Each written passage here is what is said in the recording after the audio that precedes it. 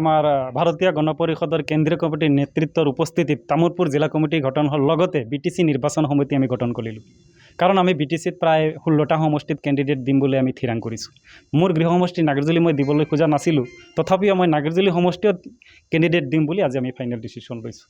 সমষ্টি মদৈবাৰী সমষ্টি, ধনচিৰি সমষ্টি, শুক্লাই চাপৰাং, ননাই চাপৰাং আদি কৰি আমি প্ৰায় 16টা সমষ্টিত কেণ্ডিডেট দিম বুলি আজি আমি থিৰাং কৰিছোঁ। আমি ভালকৈ জানো যে ভাৰতীয় গণপৰিষদ অবিহনে প্ৰমোদদাই হওক, হাগ্ৰামা মহিলাৰ ডাঙৰীয়াই হওক, আমাৰ অবিহনে তেওঁলোকে চৰকাৰ গঠন কৰিব নোৱাৰে। আপোনালোকে জানে অসমৰ মুখ্যমন্ত্ৰী ডাঙৰীয়া তেখেতে বিটিয়া নিৰ্বাচন আহিছে, তেখেত আহিব বা আহি আছেও। তেখেত আহি কি ক'ব? তেখেত আহি কালি নৱযোজনা বাইদেউজনা আগত আছিলে, এইবোৰ কাটি তেওঁলোকে কি বনাইছে? তেওঁলোকে বনাইছে অৰুণোদয় আঁচনি বনাইছে, লাখপতি বাইদেউ বনাইছে। তেওঁলোকে অৰুণোদয়ৰ আঁচনিৰ কথা কয়, লাখপতি বাইদেউৰ কথা কয়। হয়তো দুই এটা 10 কৰোৰ টকাৰ 1000 কৰোৰ টকাৰ ক'ৰবাত বাজেট দি দিব, বননদীৰ বান্ধ দি দিব, এওঁলোকৰ কথা খালি বাজেট। সেইকাৰণে মই ভাবোঁ যে অসমৰ মুখ্যমন্ত্ৰী হৈছে হেমন্ত বিশ্ব শৰ্মা আঁচনিৰ মুখ্যমন্ত্ৰী, তেখেতে আঁচনিৰ কথা কৈ থাকিব। কিন্তু আমাৰ সমস্যা এইটো নহয়। আমাৰ সবচে ডাঙৰ সমস্যা হৈছে মাটিৰ সমস্যা, আমাৰ সমস্যা হৈছে ডিপুটাৰ সমস্যা। আজি অসমৰ মুখ্যমন্ত্ৰী ডাঙৰে বিটিআৰত নিৰ্বাচনত আহি তেখেতে ক'ব যে আমি বাল্টি নদীৰ দলং বনালোঁ, মটঙা নদীৰ দলং বনালোঁ। আমাক যদি উচ্ছেদি ইয়াৰ পৰা কৰে, থাকিব নোৱাৰে, তুমি দলং দি কি কৰিম? দলঙৰ আমাৰ কিহৰ প্ৰয়োজন? আমাৰ মূলতঃ প্ৰয়োজন হৈছে মাটিৰ প্ৰয়োজন। যিটো পিজিআৰ ভিজাৰ মাটি বুলি কৈছে, পিজিআৰ ভিজাৰ মাটিত যিবিলাক মানুহ আজি 60 বছৰ আগৰ পৰা আছে, তেওঁলোকৰ মাটিৰ পট্টা প্ৰদান কৰক। আজি ডিপুটাৰ সমস্যা সমাধান কৰক। 1971 চনৰ 25 মাৰ্চত কি কয়, মাৰ্চৰ আগত যিবিলাক আহিছে অসমৰ ভূমিপুত্ৰ মানে খিলিঞ্জীয়া হিচাপে ঘোষণা কৰক। 2026 ফেব্ৰুৱাৰী মাহৰ ভিতৰত অসমৰ মুখ্যমন্ত্ৰী ডাঙৰীয়াক মই আবেদন কৰোঁ যে অসমৰ হিন্দু বাঙালী হওক, ইছলাম ধৰ্মীয় বাঙালী হওক, 1971 চনৰ আগত যিবিলাক আহিছে অসমৰ ভূমিপুত্ৰ হিচাপে ঘোষণা কৰক।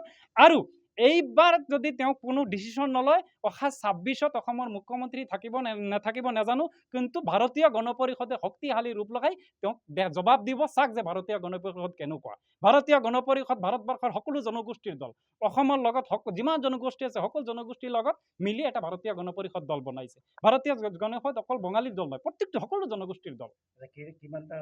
আমি জিকাম বুলি বিটিচিত আমি একদম ফাইনেলি আলোচনা চলিছে।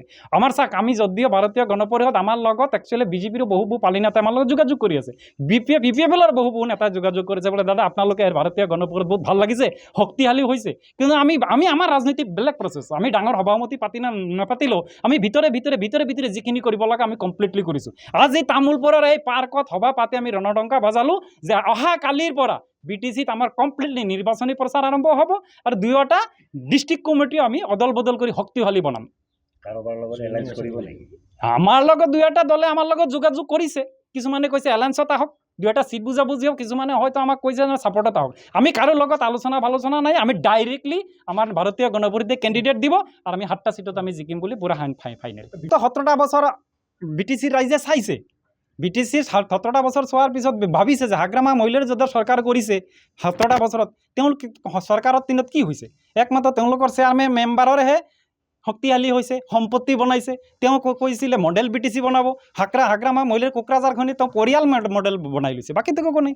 আৰু যোৱা 5 বছৰত যে প্ৰমোদ বড়ো চৰকাৰে কৰিছে, ৰাইজে তেখেতক বিশ্বাস কৰিব ল'ব পৰা নাই।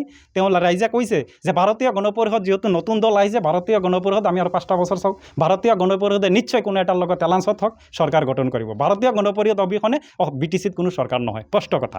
গোষ্ঠী আমাৰ লগত যোগাযোগ আছে, বেংগলী নহয়, আজি গোৰ্খা জনগোষ্ঠী আছে, সকলো জনগোষ্ঠী মিলি কৈছে যে আপোনালোকে আজিকালি দল নাচায় দাদা, স্পষ্ট কথা। তেওঁলোকে প্ৰাৰ্থী বিচাৰিছে, ভাল প্ৰাৰ্থী দিয়ক, উপযুক্ত প্ৰাৰ্থী দিয়ক। গতিকে আমি চাই আছোঁ কোন দলে কেনেকুৱা প্ৰাৰ্থী দিয়ে, তেওঁলোকৰ প্ৰাৰ্থী চায়ে আমি শক্তিশালী প্ৰাৰ্থী দিম আৰু আমি জিকি যাম।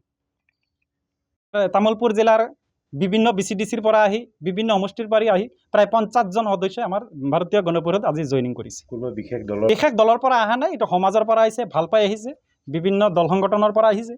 কিন্তু মিছা কথা ক'লে কোনো পলিটিকেল দলৰ পৰা, বিভিন্ন দল সংগঠনৰ পৰা নেতাকৰ্মী আহি আমাৰ লগত জইন কৰিছে। পৰা আমাৰ বিটিচিত নিৰ্বাচনৰ ৰণডংকা আৰম্ভ হ'ল।